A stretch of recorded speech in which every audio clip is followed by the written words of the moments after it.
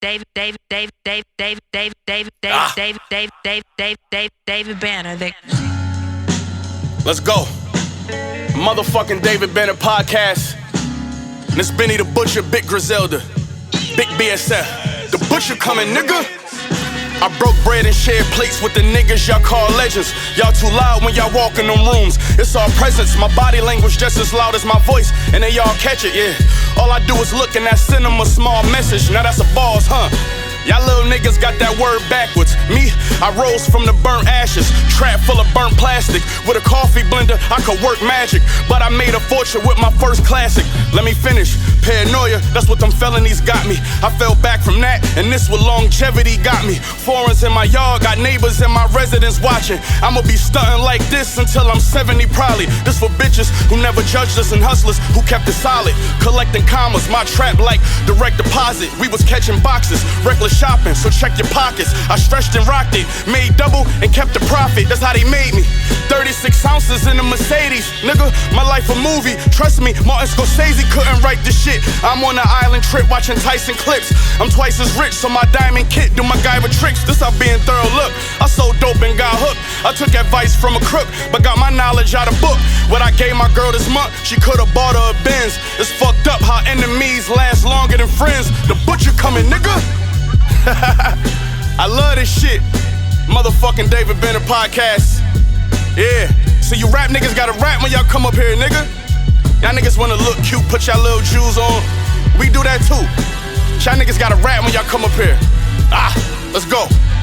Big Griselda, Big BSF, David Banner podcast. We in this motherfucker. Regina!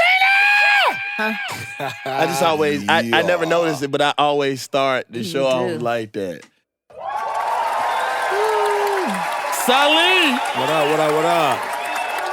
Scott Parker and his hydration! Yeah. How's it, mother? You see that? You see that? You see that?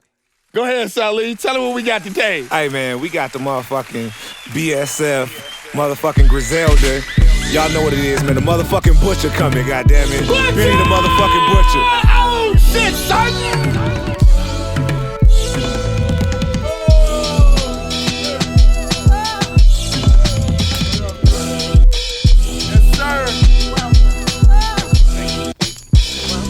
Hey, bro.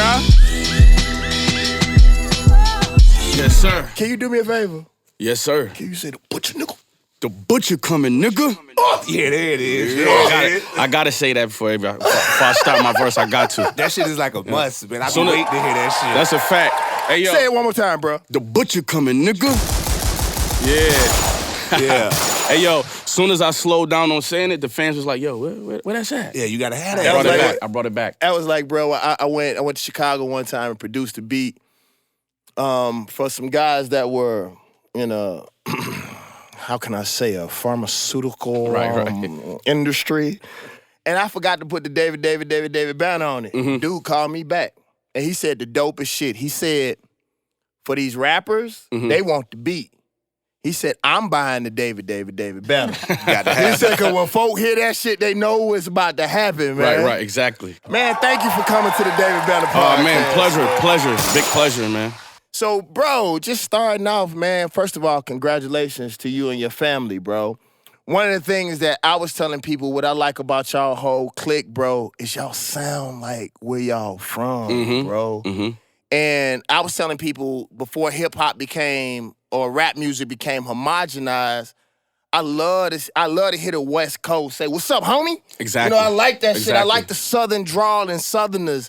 I like what y'all do, bro. Like, just congratulations, bro. Like, Thank you. How does it feel, first of all, man? Man, it feels surreal, you know what I mean? Because, like, I'm still fresh from the trenches, dirt under my fingernails. I tell people I was just living in the projects 2 years ago.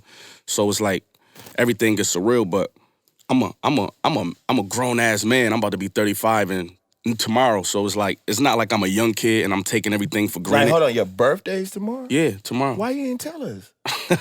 I've been partying for 3 days straight around this motherfucker. Oh my goodness, 4 days. Hey, bro, I Let's think go. hold on. You know what I'm saying? Yeah, wipe that joint off, man. I just said I only been out the project for 2 years. Now, if I'd have been out for 5 years, I wouldn't have drunk out the cup. Right. You have to get a snifter. You know what I mean? Lee, what you got for it, bro? Man, nah, man. I just wanted So to hold on, I'm gonna tell you, Lee, as I was telling Conway this, my little homie Lee was the one that put me on y'all, bro. Okay. Y'all and Freddie Gibbs. He was Okay. the one that put me on y'all, bro. So like, I always have to give him credit because he's my ears. 'Cause Yeah, me being producing and doing movies and stuff, bro, like a lot of times my ear is away from where it used to be. You know what I'm saying? So like Lee was the one who he had been telling me about y'all like for years, bro. Like before people I appreciate put their that, eyes Lee. on you, Yeah, man. no doubt. Appreciate that. So go ahead, Lee. Nah, I mean, it was like, because for me, it was like, he said, y'all sound like where y'all was from. Like, I'm a big Mobb Deep fan. That's my favorite group. So it was like, to hear y'all sound like New York again, like that Right, grimy rap, like that's what I needed, because I'm from Ohio. So like that whole Midwest feel and like how y'all got, Exactly. like it's different when you got that snow and the weather change and all that Yeah, shit. yeah. It's a different element and all that play a factor, you know what I mean? And y'all definitely display that in the way, you know what I mean, your vivid pictures that you paint when you be rapping, you know what I mean? Like everybody talk that key talk and, you know, big drug talk like that. But like y'all motherfuckers talk about the corner and hand over fist type shit. You know what I'm Exactly. saying? So that's a It's whole like- different element. The identity is in the music, you know what I'm saying? Like, I always tell people, you can listen to these dudes' whole albums and not know nothing about them after you listen to the whole album. And it's crazy because it's like, that's all I do. I try to let you know that where I'm from, what I been through to get here, my wins and my losses on my way here. And that's big in the music. So I try to do that in everything I do. That's really the process. That's really how I start a rhyme. I try to think about like, even if I'm telling you what I ate for breakfast, it gotta be real, it gotta be authentic, it gotta be something that really happened. That's my cheat code. I'm not the nigga with 1,000 Bentleys, 32 models. I'm the nigga who really got 3 felonies, been up to the feds, been to the state, lost my brother, and you know what I mean, it was born in the middle of the crack epidemic. You know what I'm saying? And I'm telling my story. See, I ain't the only one who lived this way, but I'm probably the only one who lived this way and could rap this good about it. You know what I'm saying? Right. Because the other dudes who probably did more than, you know what I'm saying, did 10 times more than what I did, them niggas don't know how to rap. Exactly. So I'm telling this story for them, you know what I'm saying? Right. Yeah, that's dope. And explain to people, because everybody getting hip, like, you know, it's the BSF, it's the Griselda. So like for our audience who don't know, you know, like give them a little taste of that or what that's about. Hey, yo, this what it is. It's Griselda Records, man. Shout out Westside Gunn, the genius, the motherfucking architect who got me out the projects. What's my favorite line, dog? Oh, the Fiend hit the pipe one time and did the Dougie. Oh, shit! That is definitely his favorite line. Damn sure is. It definitely is. Yeah. He You be gonna get so into it too. I walked in the office singing that shit for a whole week, and Regina was like, "Come on, man!" Like the dope. Fiend hit the pipe one time and did the Dougie. And that's exactly how he says it to the Real Dougie. No, that's what it is, man. And he Griselda is his baby, you know what I'm saying? And he signed me and his brother. We all family.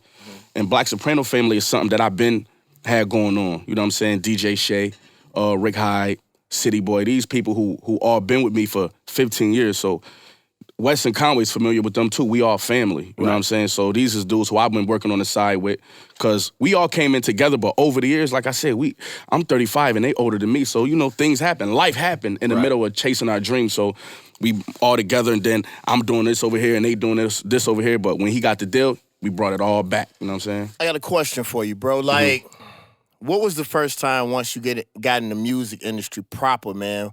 One of the hardest things for me was when I was homeless when I got my first deal. When Steve Rifkin gave me that $10 million deal, I was sleeping in a van. Damn. So it took me a minute to sort of I never forget, I went from being the hunter, the wolf, to now that everybody heard I got that 10 million, I watched the camera change.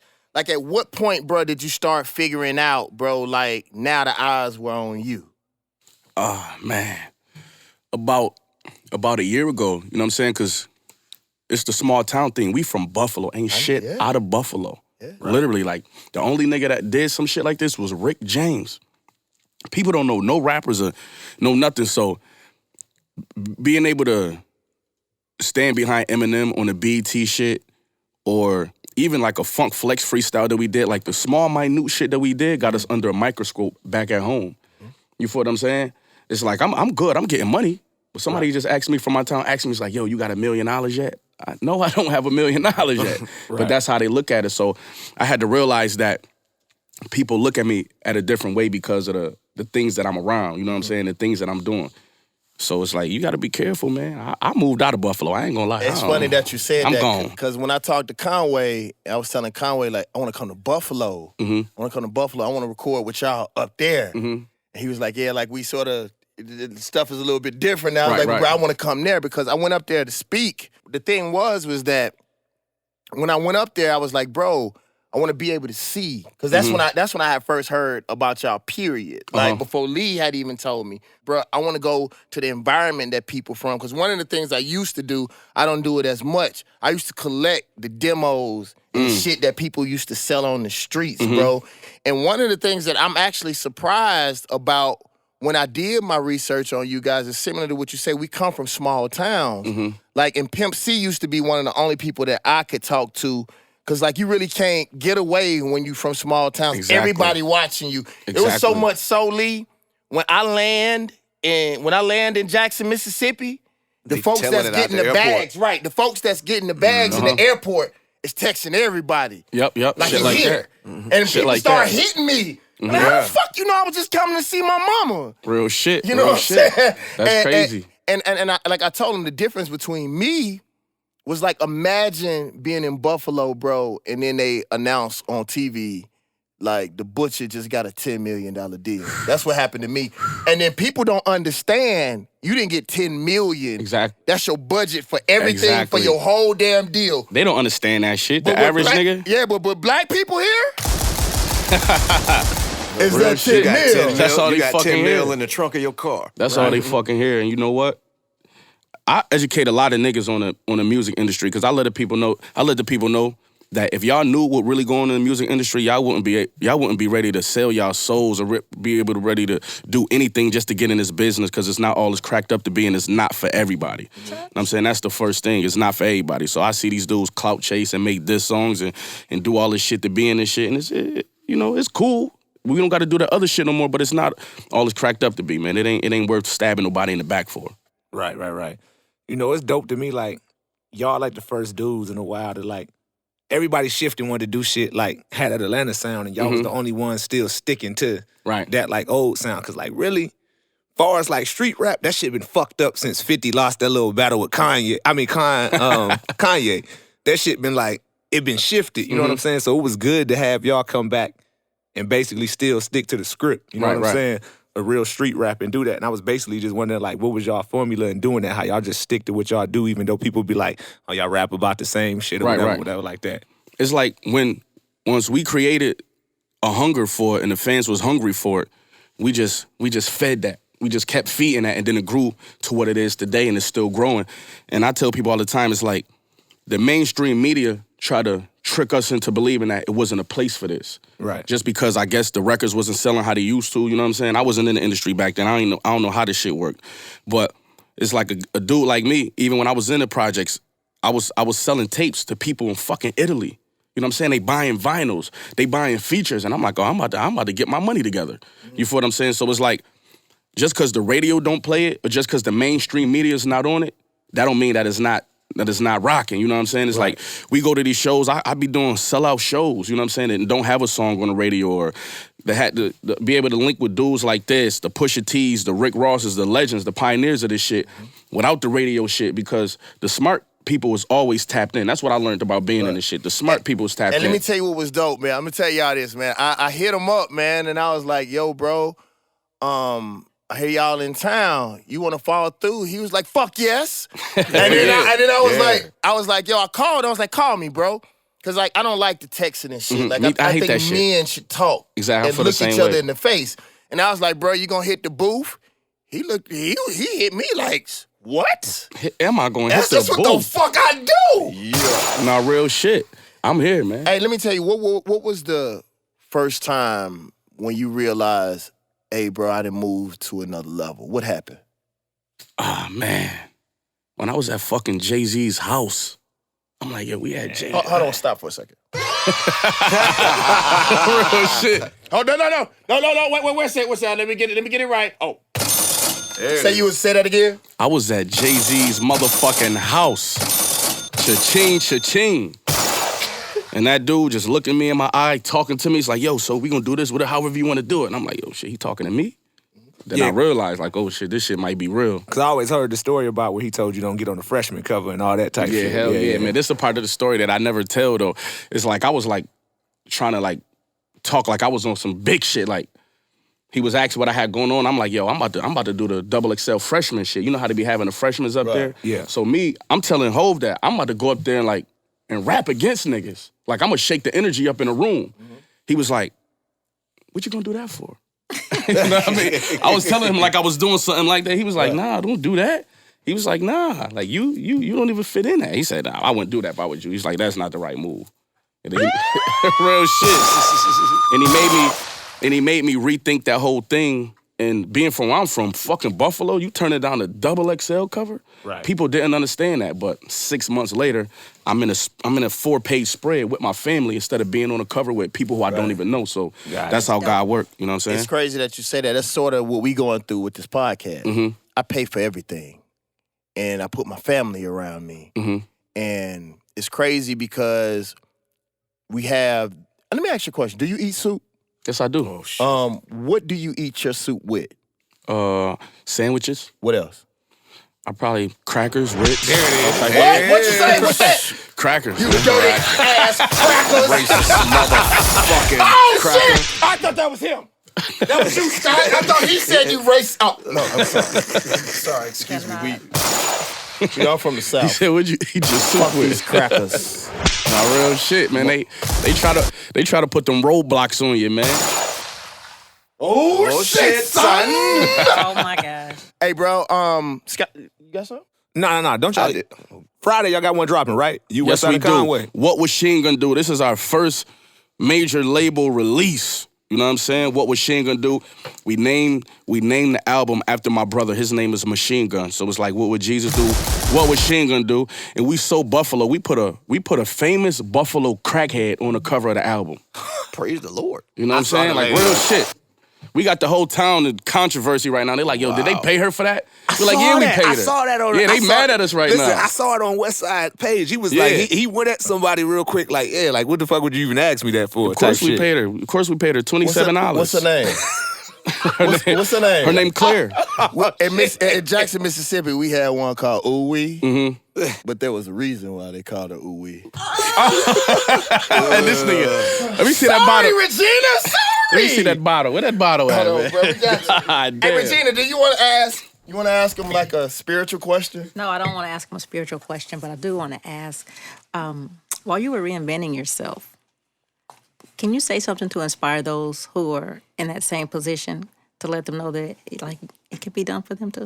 It can be done. All you got to do is stick to the process and set goals for yourself and stick to them. I'm happy you asked me that because I got a whole lot of homeboys around me. I seen 21 Savage say this on Instagram the other day. He said, it's a whole lot of grown men expecting him like it's his responsibility to get them rich. And that's not my responsibility. I really, when I stopped selling drugs, my homeboys were still selling drugs, getting a ton of money. You know what I'm saying? They was offering me like, you want this? And I'm like, nah, just pay my phone bill. You want this? I'm like, no, my daughter's birthday coming up. Just let me get $200 to get her some shoes. I literally turned my back on dope dealing when dudes was at the height of it. Mm-hmm. I'm talking about a couple millionaires in my crew. If they wasn't locked up right now, they'd be in this room sitting on this couch. And like I said, they're locked up right now. You know what I'm saying? My one boy, he facing 20. My one boy facing 20. My other homeboy in a wheelchair. And these people who I hang with every day. Right. And I literally had to walk away from that because this is what I wanted. And when I knew Wes and Conway had going on what they had going on, Wes looked me in my eye and told me one day, he was like, yo, Buzz, if you doing anything that's going to keep you from enjoying the success with us, you ain't going to want to do it. And then shit gave me chills and I just had a flash of myself sitting in prison watching them on TV. And I fell back. I turned my back on all that shit. It's crazy because Freddie Gibbs said in a song, like, if they really loved me, they would have kept me from it. Mm-hmm. You know, the people who really care for you, you know, we have to do the things that we have to do to survive. Mm-hmm. But once you have a vision and a purpose, I remember when I was young, like in Mississippi, before shit got really like mainstream, it's like the dope boys in my hood, if they knew that you had some kind of talent or they knew that you had a purpose, they would kick your fucking face in. They used to tell me like that's the music dude. That's a little music dude, because I used to tear drum machines up and shit. And I didn't really start getting in trouble until I moved out the hood. Because when I was young, the dope boys did not, if you had a purpose or you did good in school or you played basketball, they talked about that in Benji in Chicago. About like how back in the days, if you played ball, everybody knew in the streets that he was off limits. Right, exactly. You don't fuck with him. And I never forget, like all the older dope boys used to always say, that's that music dude.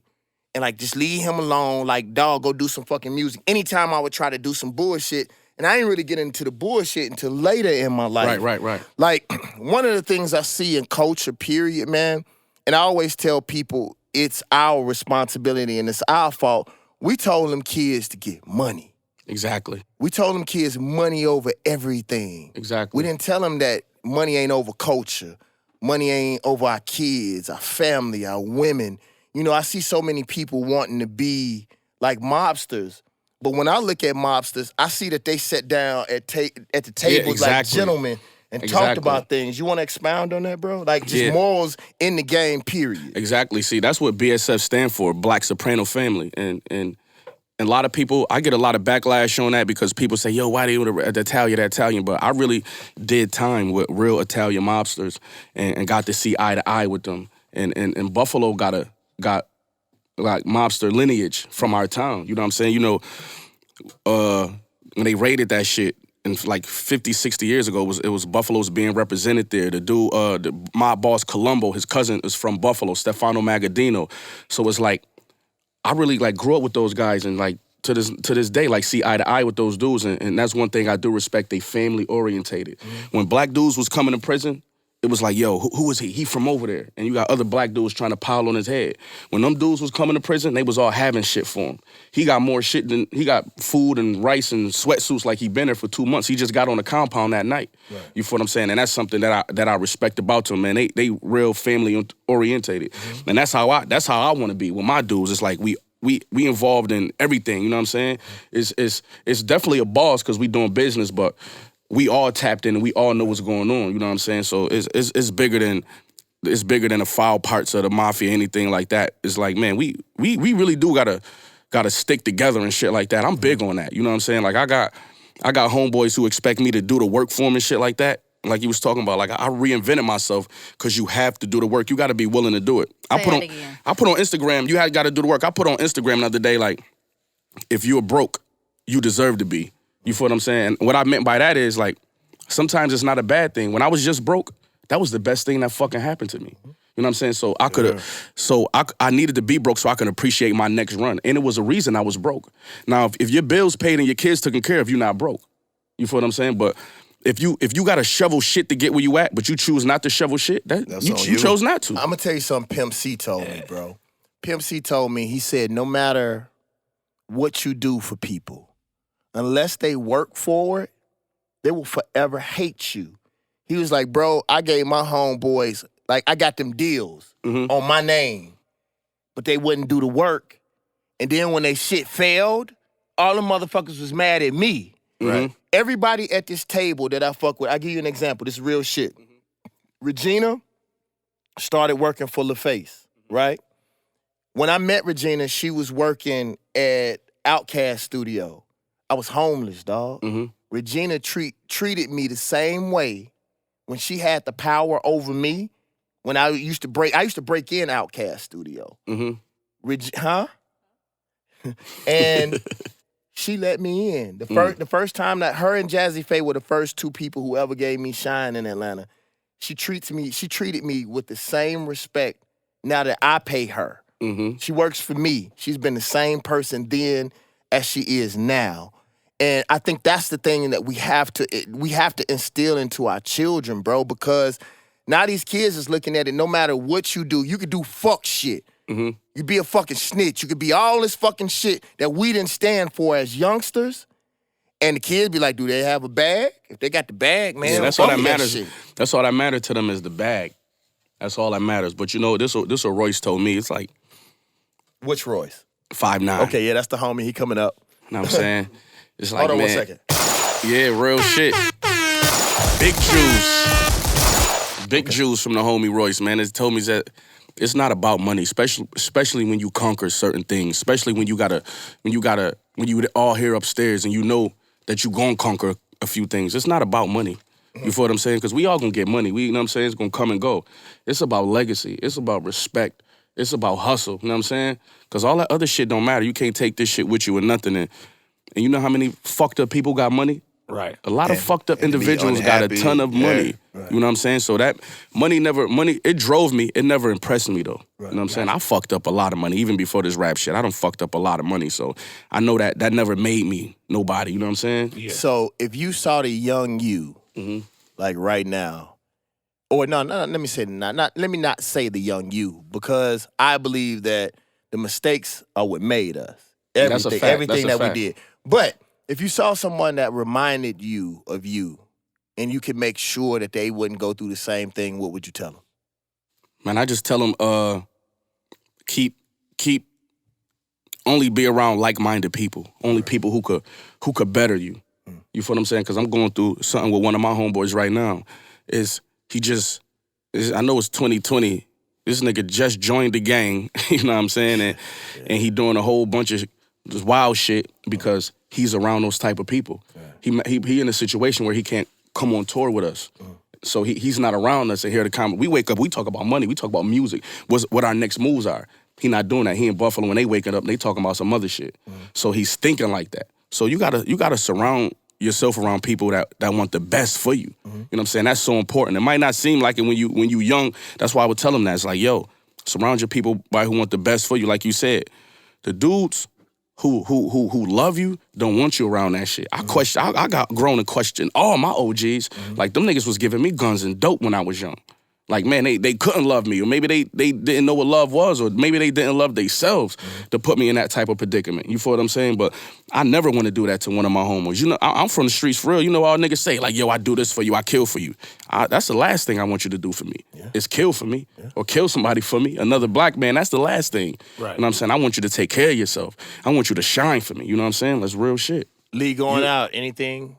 I want to definitely tell all about everything you got coming up as far as projects and everything that you got out. And I know you got the Statue of Limitations out with you and Dizza. Yes, man. I got Statue of Limitations out with me and Dizza. I got the plugs I met. But Black Friday, man, oh my fucking goodness. What was Sheen gonna do? My first major release, Shady Interscope. You know what I'm saying? Raekwon, 50 Cent, Eminem on that joint. You know what I mean? And it's about to be crazy, man. It's gonna be big. It's a holiday. Cause you know, I always look at y'all like the Warriors, man. Like, cause like, I caught on to Conway first. I like this nigga right here, man. And you know what I'm saying? I It was like like this it was nigga. like he was like Steph. But but like Westside is like Draymond, the shit don't go without him. Exactly. But then it was like, I caught on to you and was like, damn, that motherfucker shoot just as good as Steph ass doing. That motherfucker get hot and drop 60 on that ass. No, real shit. You know real what I'm shit. saying? So it was like, yeah, like, y'all motherfuckers got it, dog. And it's I like, definitely got it. I don't like relax, put my feet up, but I feel like, that's how I feel. I'm like, damn. I look at Wes and see what he doing. He helped mold the culture. And I look at Conway, what he doing. And then I'm like, damn, I got my own spot in it. And I just feel blessed, man. I'm one of them niggas who just happy to be here. You know what I'm saying? Because I could have been on the other side. I'm just happy to be here. And right. It ain't about who the best, or it ain't about me trying to be tougher than other rappers. I'm just happy to be here and want to work. Just spit on them bitches, bro. Like you got that's it, all dog. that's all I ask for motherfuckers. It's like motherfuckers getting hip hop and then say that they not rappers, or say they like, it's like everything but beats and rhymes. Like rap. I don't fuck what people say. Ice Cube molded the best stories to me. Spit that shit, dog. Like, that's all I ask for. Like, when I look at motherfuckers mow shit down, that's all I ever ask people to do. Just mow that shit down. Real We'll shit. worry about everything later on, as long as a motherfucker mow that shit down. And that's what he told me. He was like, bro, I know what you like, and he just did this. Straight up. He's like, them motherfuckers mow that shit down. I like to hear motherfuckers just like, bro, because we just went through some beats. To me, bro, I really think that my beats is bigger than rappers. So I like them shits you just played? Hell I like yeah. rappers who mow that shit down. Luda mow that shit down. Wayne mow that shit. Busta mow that That's a shit fact. down. That's like a fact. I like motherfuckers that stand in front of the mic and like when I rap, I sort of Scott always tell me I visualize it. I visualize like a big ass dragon. And I'm from the South, so like when I would go around the world, like when I was like helping to open the pathway for Real other shit. Southerners. I didn't even think I had a knife. I thought I had a rusty ass spoon. And I visualized stabbing a fucking dragon in the back of his neck and running that motherfucker down his back. Like That's how it sound when you go too. That's how I feel. And like as long as y'all keep adding to the culture and making sure that our kids have an opportunity.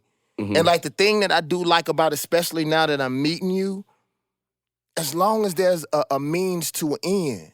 Bro, I hear, like, when you say you question your OGs, like, what the fuck was y'all doing? What was y'all doing? I trusted y'all. It was funny. It's not the same thing, but I asked my mom about the Dukes of Hazzard. I said, Mom, why did you let us, like, that Confederate flag shit? Like, Right, what real the fuck shit. is, like, I didn't say fuck to my mom, but I was just like, what was that? You know, Scott, anything going out, bro?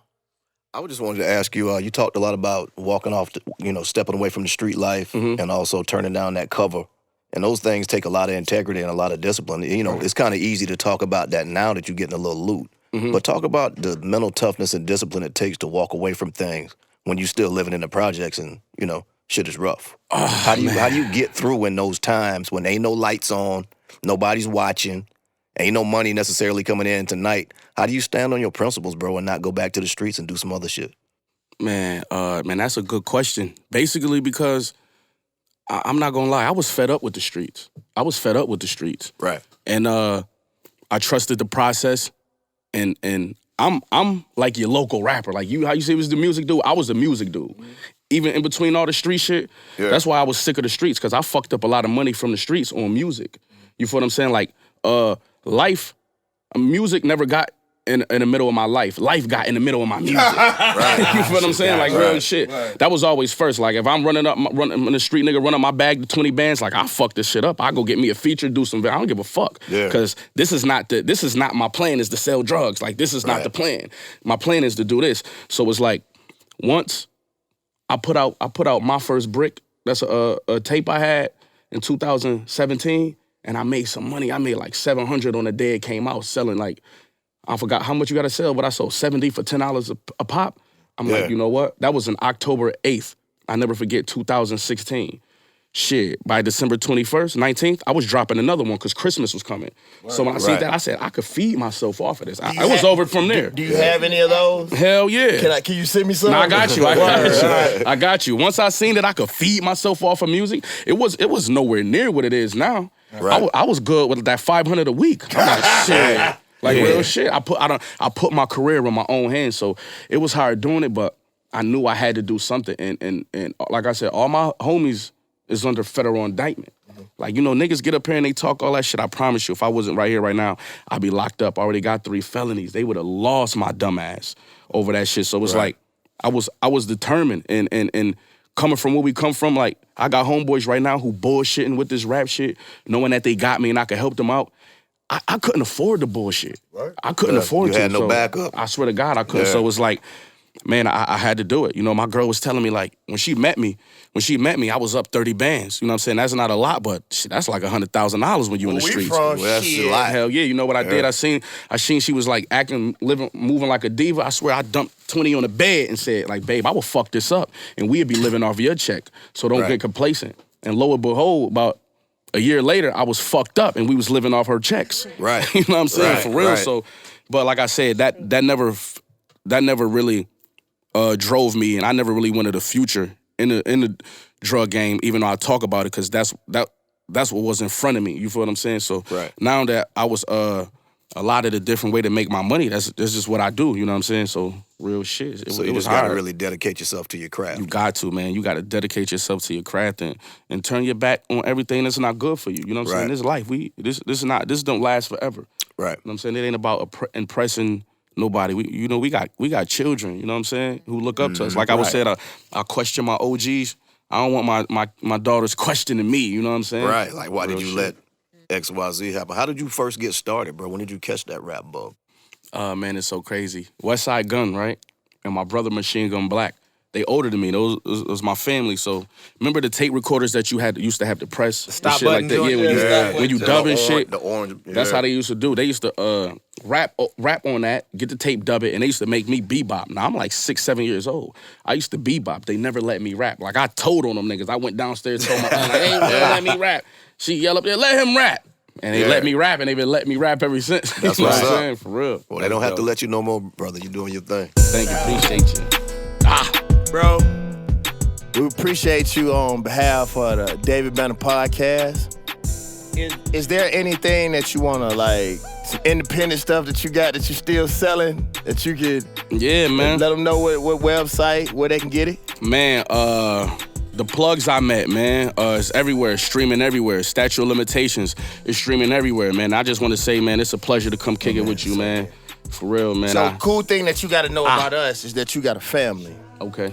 Noriega said something that was so powerful. He was like, man, between your podcast, Drink Champs, T.I., like, if you even just think about those three, like, bro, we got almost 9 million people amongst us. Culture is healthy right now. We don't have to run to nobody. You got a place where you can always come. You can hit Lee, you can hit me, you can hit Regina, Scott. You got anything that you plug. If anybody fucking with you, like, it used to be to the point if we didn't get on the local news and tell our side of the story, our side couldn't be told. That's a fact. What I was saying was you have a home, bro, and that you have a place, bro, and that we respect you, and we're thankful to now be in line, bro. And, you know, I know where you stay now, so you... No, I'm down here, man. Come on. You come to the crib, bro. No, you know for real, what I'm and I talking appreciate that, man. Love, I appreciate man. that. All right, for a man. boomerang. All right. Hold on, wait. Let me get you right first before you ready. Hold on. Let's do it. Wait. Where's it? There it go. You motherfucker. Wow. The butcher coming, nigga. There it is.